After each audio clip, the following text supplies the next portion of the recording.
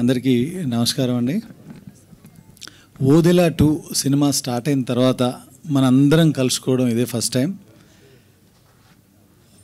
Cinema open చేసిందేమో కాశీలో, అప్పుడు కుదరలేదు అందరినీ కలుసుకోవడం. తర్వాత టీజర్ లాంచ్ చేసిందేమో మహాకుంభమేళాలో, అప్పుడు కూడా కుదరలేదు. కుదరకపోయినా ఇక్కడ ఉన్న మీరందరూ ప్రతి ఒక్కరు కూడా ఆ టీజర్ గురించి ఎంత చక్కటి వర్డ్స్ రాశారు. మీకు నచ్చిన విషయాన్ని వెబ్సైట్ల ద్వారా, ఆర్టికల్స్ ద్వారా రాసి సినిమాని జనాల్లోకి రీచ్ అయ్యేలా చేశారు. అందుకే ఈరోజు ఓదెల 2కు ఆర్గానిక్గా అంత క్రేజ్ వచ్చింది. దాని వెనకాల ఆ మాట ఎందుకు వాడానంటే, మేము పెద్దగా దాని గురించి కష్టపడింది లేదు, అది అలా వెళ్ళిపోయింది జనాల్లోకి. దానికి ఒకటి మీరు కారణం అయితే, ఇంకొకడు లార్డ్ శివ, ఆ భోలేనాథుడు కారణం అండి. లేదంటే ఇంత చిన్న ప్రయత్నంగా మొదలుపెట్టిన సినిమా ఈరోజు మార్కెట్లో ఇంత పెద్ద సినిమా ఏది కాదు. మేబీ మధు గారు కథ విన్నప్పుడు ఆయన సంకల్పం కావచ్చు, లేదంటే ఈ కథ రాయాలనుకున్నప్పుడు ఏదో ఒక బ్లెస్సింగ్ జరిగి ఉండొచ్చు. అందుకే ఈరోజు ఇంత మంచి క్రేజ్తో, ఒక బజ్తో ఇది ముందుకెళ్తూ ఉంది. సో ఆ రకంగా ఈ సినిమా గురించి నచ్చి మంచి మాటలు రాసిన మీ అందరికి కూడా మరొకసారి ధన్యవాదాలు చెప్తున్నాను. ఎందుకంటే పర్సనల్గా మీకు చెప్పలేకపోయాను కాబట్టి. ముఖ్యంగా ఈ టీజర్ రిలీజ్ అయిన రోజు తనకు నచ్చి నాకు పర్సనల్గా కాల్ చేసి చాలాసేపు మాట్లాడిన తరుణాదర్శి గారు కానీ, ఆయన కాల్ చేసి చాలా అప్రిషియేట్ చేశారు. He appreciated each and every shot of the teaser and he was very excited to watch the teaser. ఆయన చెప్పారు ఒక మాట, I will be waiting for this release అని. చాలాసేపు మాట్లాడారు. అప్పుడు నేను కరెక్ట్గా కుంభమేళాలోనే ఉన్నాను. అప్పుడు చాలా చాలా హ్యాపీగా అనిపించింది. ఎందుకంటే ఆయన చాలా బిజీ షెడ్యూల్ ఉంటుంది, మీ అందరికీ తెలిసిందే కదా. ఆ టైంలో కూడా ఆయన కాసింత టైం తీసుకొని, లేదు ఇప్పుడే మాట్లాడాలి నేను తనతో అని నాకు ఫోన్ చేసి మాట్లాడారు. అదొక మెమరబుల్ మూమెంట్ అనిపించింది. అంటే టీజర్ జనాల్లోకి వెళ్ళింది, నిజంగా వెళ్ళింది. మనం చాలా సినిమాలు చేసాం, అన్నీ వెళ్తూనే ఉంటాయి, కానీ అది వెళ్ళే విధానం కూడా ఒకటి ఉంటుంది కదా. సో ఆ రకంగా నాకు చాలా పాజిటివ్గా అనిపించింది. సో ఆ రకంగా ఈ సినిమాని అలా జనాల్లోకి తీసుకెళ్ళిన మీ అందరికీ మరొక్కసారి ధన్యవాదాలు చెప్పుకుంటూ, నెక్స్ట్ ఏ సినిమా అయినా, ఇప్పుడు ఓదెల సినిమా మేబీ ఇక్కడ ఉన్న వాళ్ళందరికీ ఒక సినిమా అండి, కానీ నాకు మాత్రం ఓదెల సినిమా ఒక ఎమోషన్. ఎందుకంటే మీలో చాలామంది తెలియదు, నేను ఆ ఊర్లో పుట్టి పెరిగాను. ఆ బాగా బ్రాటప్ దేర్. నా చదువు కూడా అక్కడే సాగింది 9th స్టాండర్డ్ వరకు. సో ఏ ఊరైనా ఎవరికైనా సరే మనకు సొంత ఊరు అంటే తల్లి లాంటిది అంటారు. సో తల్లి లాంటి ఒక కథను తీసుకొని ఒక సినిమాని తీస్తున్నప్పుడు దాన్ని మనం ఎంత ప్రేమగా చేయాలి, ఎంత గౌరవంగా చేయాలి, అంతే ప్రేమగా అంతే గౌరవంగా ఈ సినిమాని రాసి తీయడం జరిగిందండి. తప్పకుండా అంటే సినిమా చేసే ప్రాసెస్లో మేము పెట్టినటువంటి ప్రేమ రేపు ఆడిటోరియంలో ఆడియన్సెస్ అందరికీ కమ్యూనికేట్ అవుతుందని నేను మనస్ఫూర్తిగా నమ్ముతున్నా. తప్పకుండా అది జరుగుతుంది. ఎందుకంటే మన ఊరు అనగానే మనకు ఒక నాస్టాల్జియా, ఒక ఫీల్ ఉంటుంది. ఆ ఫీల్ సినిమాలో ఉంటుంది. ఏ విలేజ్ అయినా క్షేమంగా ఉండాలన్నా, సంతోషంగా ఉండాలన్నా, ఒక విలేజ్ అనేది తల్లి అంటే ఆ విలేజ్ని కాపాడే తండ్రి, ఆ ఊరిలో ఉన్నటువంటి ఇలవేలుపుగా ఉండే దేవుడి గుడి. పర్టికులర్గా ఓదెల తల్లి అనుకుంటే, ఓదెల ఆ ఊరిలో ఉన్నటువంటి ఓదెల మల్లన్న తండ్రి లాంటి వాడు ఆ ఊరిలో. ఈ సినిమా కథ కూడా క్లుప్తంగా అంతేనండి. ఓదెల విలేజ్లో చిన్న కష్టం వస్తే, ఆ కష్టం పెద్దదవుతే, ఆ ఊర్లో ఉన్న ఓదెల మల్లన్న నాగశక్తి, శివశక్తి, నాగసాధు అనే భైరవి క్యారెక్టర్ ద్వారా ఎలా సాల్వ్ చేశాడనేదే కథ. కథ వినడానికి చాలా సింపుల్గా ఉన్న కంటెంట్ కానీ, సినిమాలో ఉన్న స్క్రీన్ ప్లే కానీ, సీక్వెన్సెస్ కానీ అన్నీ కూడా విజువల్గా చాలా స్పెక్టికల్గా ఉంటాయి. దానికి మెయిన్ కారణం మళ్ళీ నా ఇద్దరు, ఒక ఆయన 10 ఏళ్ల స్నేహితుడు, ఈ మధ్యనే ఒక 10 నెలల నుంచి స్నేహం కలిగినటువంటి అజనీష్ లోక్నాథ్ గారు. ఈయన విజువల్గా ఈయన క్రియేట్ చేసిన దానికి ఆయన 1.5 months నుంచి అద్భుతమైన బ్యాక్గ్రౌండ్ స్కోర్, ఏది చేసినా కొత్తగా చేద్దాం. ఆయన శివభక్తుడు. సో ఇలాంటి శివభక్తుడు చేయబోతున్న సినిమా కాబట్టి లాట్ ఆఫ్ ఎఫర్ట్స్ ఆయన పెడుతున్నారండి.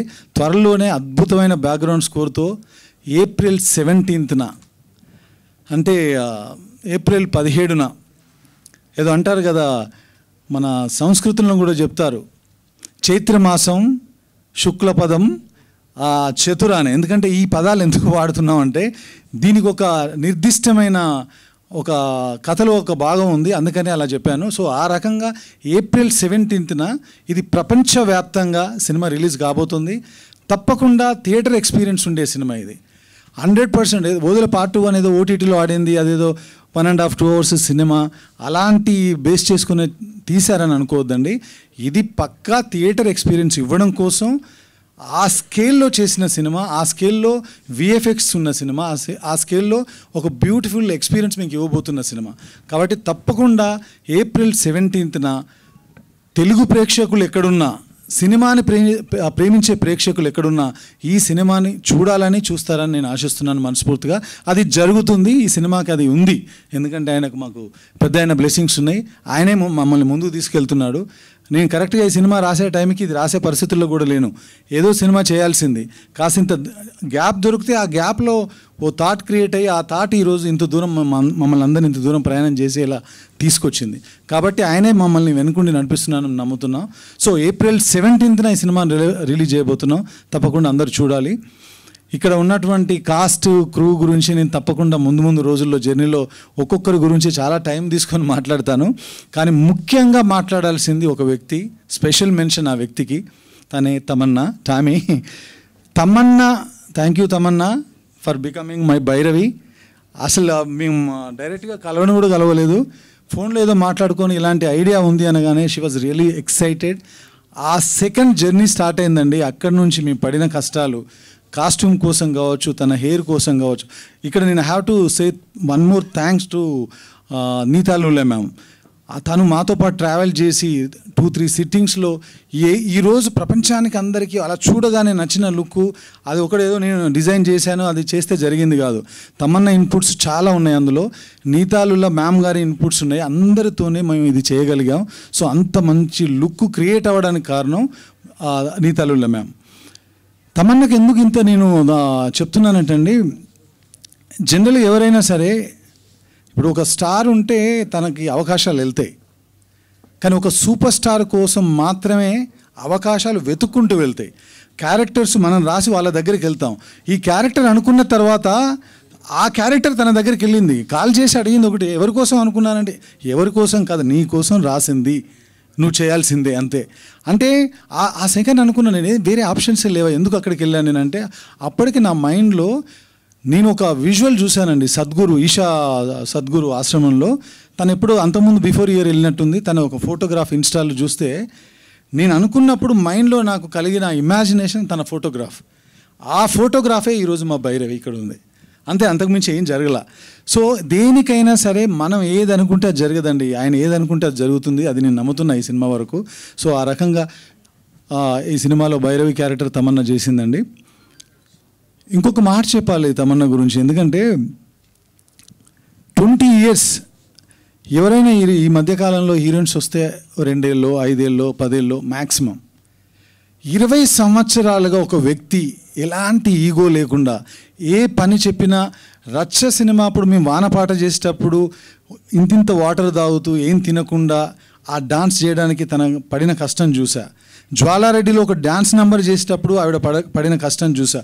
ఈ సినిమాలో అంత పెద్ద కాస్ట్యూమ్ వేసుకొని, చేతిలో 2 కిలోల కర్ర పట్టుకొని, ఇటువైపు సంచిలో ఒక 4 kgs మోస్తూ, అలాంటి బరువైన కాస్ట్యూమ్స్ కూడా మోస్తూ 47 degrees సెంటిగ్రేడ్ ఉన్నటువంటి ఒక టెంపరేచర్ ఉన్న April నెలలో మేము షూట్ చేస్తామంటే కాళ్ళకు చెప్పులు లేకుండా తను చేసినప్పుడు నేను 10 ఏళ్ల క్రితం ఏ డెడికేషన్ అయితే చూశానో అదే డెడికేషన్ మొన్న లాస్ట్ ఏప్రిల్లో కూడా చూశాను. అది అందుకే తను 20 yearsగా ఆ టాప్ చైర్లో అలా కూర్చొని ఉంది. అందుకే ఆ తర్వాత నుంచి నేను విజువల్ చూసిన ఆవిడ రూమ్లో, తర్వాత టీజర్ చూసిన ఆవిడ కళ్ళు చూసినా నాకేమనిపిస్తుందంటే తన ఆ సూపర్ స్టార్ అనేది దాటి వెళ్ళిపోయి ఇప్పుడు now you are the ladies superstar of Tollywood industry అనిపిస్తుంది.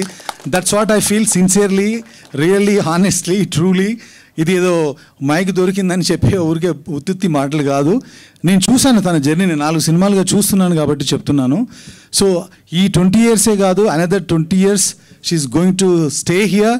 మన అందరిని ఇలాగే ఎంటర్టైన్ చేస్తుందని నేను స్ట్రాంగ్గా నమ్ముతున్నాను. Tamannaah, thank you so much. I'm so proud of you. That's what I can say.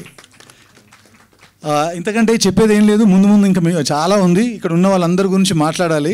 Already మీరు 3-4 ప్రెస్ మీట్లు చేసి వచ్చారు. మీ టైం ఎక్కువ తీసుకోను, నెక్స్ట్ టైం తీసుకుంటాను. Thank you so much. Her her Mahadev.